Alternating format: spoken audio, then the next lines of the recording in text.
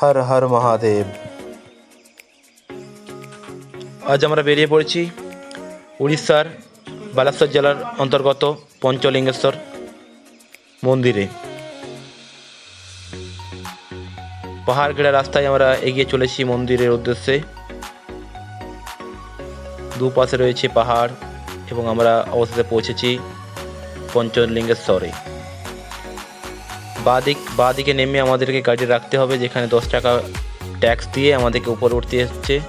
আমরা রয়েছি 6 জন, দেখতে পাচ্ছেন। যাচ্ছি আমরা উপরের দিকে এবং এখানে একটা বৈশিষ্ট্য আছে যে উপরে উঠতে প্রায় 300 সিঁড়ি অতিক্রম করে যেতে হয় মন্দির দর্শনের জন্য। এবং এখানে বাবা পঞ্চলিঙ্গেশ্বর পাথর খোদাই ভাণ্ডার এই লেখাটা দেখে খুবই ভালো লাগছে, কারণ উড়িষ্যাতে বাংলা লেখা দেখতে পেয়ে এসে একজন বাঙালি হয়ে খুবই ভালো লাগছে। এখানে বিদুর ভাই দেখছে নোড়া যদি নিতে চাই, দেখলো দাম বেশি বললো, এই জন্য ইন্টারেস্ট নয় বলে বেরিয়ে গেল হয়েছে।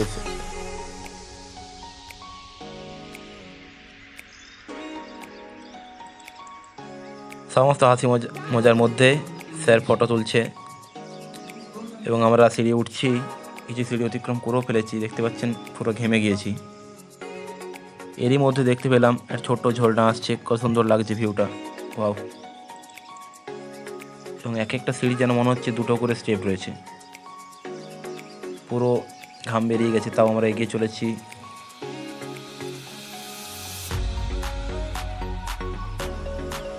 এখানে প্রচুর বেঙ্গলি লোক ঘুরতে আসে, আপনারাও চাইলে আসতে পারেন।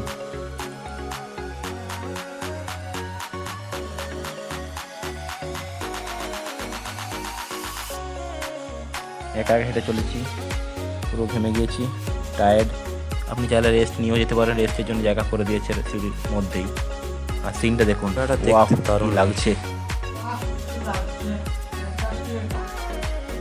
দারুণ লাগছে জায়গাটা, ফ্যান্টাস্টিক। বিভিন্ন মন্দির রয়েছে, বিভিন্ন। অলমোস্ট পৌঁছে গেছি, সামনেই আমাদেরকে জুতোটা বাঁ দিকের একটা জায়গায় রেখে দিয়ে আমাদেরকে মন্দির দর্শনের উদ্দেশ্যে যেতে হবে।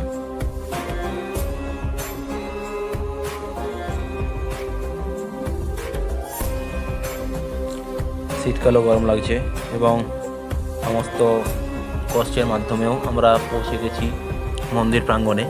দেখতে পাচ্ছেন একটা মন্দির প্রাঙ্গণ, বাঁ দিকে আর ঝর্ণা রয়েছে এবং সেখানে মন্দির আছে, আমরা যাচ্ছি।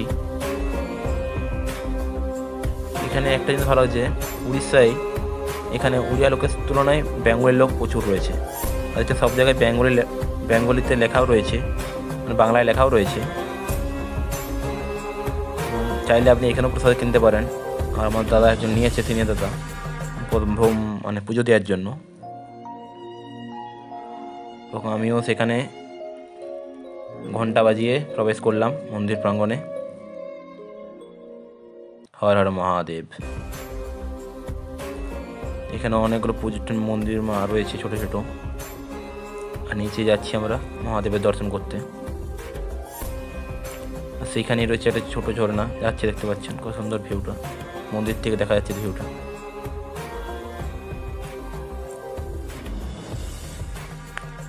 আর এখানে বিশেষত আছে যে জলের নিচে বাবা শিবের 5টি লিঙ্গ রয়েছে, সেখানে যে ছুঁতে পারেন খুবই আপনি প্রাপ্তি মনে করবেন, নিজেকে দর্শন করতে পারবেন।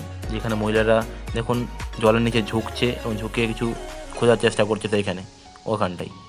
আর আমরা এসেছি আর দর্শন করব না, তা আবার হয়? খুব চলুন আমরাও করে নিই দর্শনের পরবর্তীকালে আমাদের অবস্থা পুরো ভিজে গিয়েছি, জামা প্যান্ট সমস্ত কিছু। এবং তারপর আমরা হাতে জুতো নিয়ে বেরিয়ে পড়লাম একটু ভিতরে এক্সপ্লোর করতে, পাহাড় ঢাড় দেখতে। তাই মন্দির পার্সন হাতে জুতো নিয়ে এই সংকীর্ণ রাস্তার মধ্য দিয়ে আমরা এগিয়ে চলেছি। এখানে প্রচুর পাথর রয়েছে, তাই জুতোগুলো পরে নিতে হচ্ছে আমাদেরকে, কারণ পায়ে এখনই লেগে গেলেই আর চলতে পারবো না। বড় বড় পাথর রয়েছে, সাবধানতা বোঝাই রেখে আমাদের হাঁটতে হচ্ছে, তার মধ্যেও ক্যামেরা করে চলেছি। যদি ভিডিওটা ভালো লাগে তাহলে অবশ্যই লাইক শেয়ার সাবস্ক্রাইব করে দেবেন একটু।